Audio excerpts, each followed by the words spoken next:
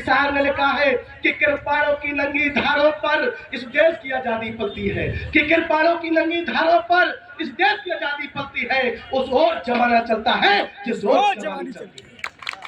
की कुर्सी एक वोट से कराने का काम किया। कोई बहन तुम्हारी में आती है, अभी बदली नहीं है, वही नेता हमारी बहन तुम्हारी में आती है। मेरे समझ साथियों, ये जानते हैं और ये ईडीसीडी का डर दिखाना किसी और को तुम बना दो 24 घंटे को इस देश का प्रधानमंत्री बहन कुमारी मालती को देश के अंदर एक भी गुंडा नेता जेल से बच जाए तो मैं देश में रहूंगा। मेरे समाज साथियों, चलो 24 घंटे को प्रधानमंत्री का पास। मेरे समाज साथियों, ताकत लेकर के आप लोकतंत्र की और आप तानाशाही दिखाना चाहते हो।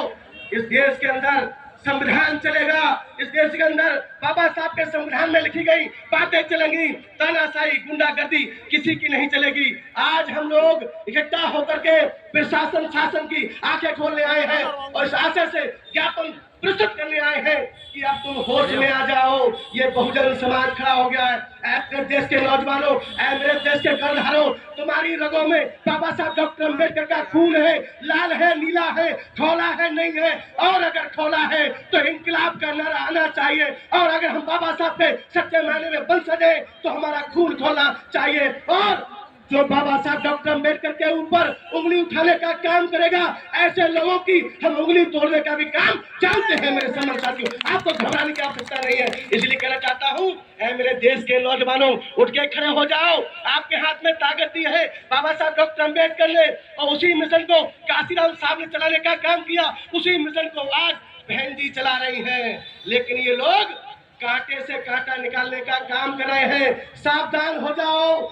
जब से बहुजन समाज पार्टी बनी है, तरह तरह के बहुरूपिये आपके बीच में आने का काम किया है। और वही कांग्रेस, अभी हमारे जयपाल भाई कह रहे थे कि जिनको 40 साल तक कांग्रेस ने भारत रत्न का पुरस्कार नहीं दिया, वो ही कांग्रेस आज बाबा साहब की भी बात कर रही है। क्यों कर रही है साथियों? इसलिए कर रही है कि जब उन्होंने 40 साल तक भारत का पुरस्कार बाबा साहब को नहीं दिया, तो बाबा साहब के मानने वाले लोगों ने यह तय कर लिया कि यूपी के अंदर चाहे किसी की भी सरकार बने, लेकिन कांग्रेस को आने नहीं देंगे। 1989 से लेकर के आज तक कांग्रेस पूरे प्रदेश के अंदर एक भी एमपी एमएलए बनाने के लिए तरस रही है। ये ताकत है तो बाबा साहब के ये संविधान देने वाले अनुयायियों की ताकत है। मेरे समझ साथियों, इसलिए भाजपा आज डरी हुई है, जानती है आपकी ताकत को। तो मेरे समझ साथियों, उठ के खड़े हो जाओ। मेरे नौजवान साथियों, उस ओर जमाना चलता है जिस ओर जमाना चलती है। सभी लोग अपनी मुस्तैदी साथ खड़े हो जाए। जो माननीय बहन जी का आदेश हो, जब जब भी कोई देश संकट आया है, माननीय बहन जी हमारे आपके बीच में चट्टान की तरह खड़ी रही है। किसकी हिम्मत थी? सुप्रीम कोर्ट का आदेश था, और सुप्रीम कोर्ट के आदेश के खिलाफ हमारे नेता मैदान में 21 तारीख को आने का काम किया।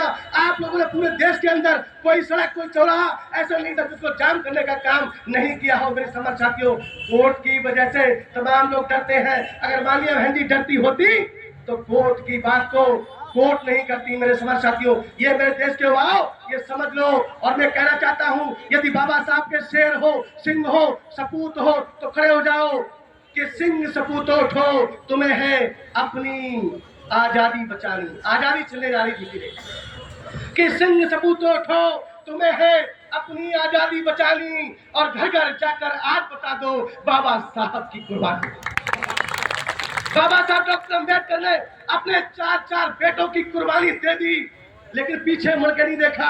और यदि बाबा साहब के सम्मान में हमारा खून नहीं खोला तो आकाश से आत्माएं देख रही होंगी और बाबा साहब कह रहे होंगे मैंने कैसे नौकरी संघर्ष करके देश का संविधान दिया। तो मेरे समझ साथियों, कि सिंह सपूत उठो, तुम्हें है इस देश की लाज बचानी, और घर घर जाकर आज बता दो बाबा साहब की कुर्बानी। और कह दो कि बहुजन बिल्कुल नहीं रुकेगा। अब चल पड़ा कि कह दो कि बहुजन बिल्कुल नहीं रुकेगा। बीएसपी का नीला झंडा बिल्कुल नहीं झुकेगा। कह दो कि बहुजन बिल्कुल नहीं रुकेगा। बीएसपी का नीला झंडा बिल्कुल नहीं झुकेगा। और बाबा साहब का बच्चा बच्चा आइटम बम बन जाए। आइटम बम जानते हो, जिससे पूरी दुनिया दौड़ जाती है।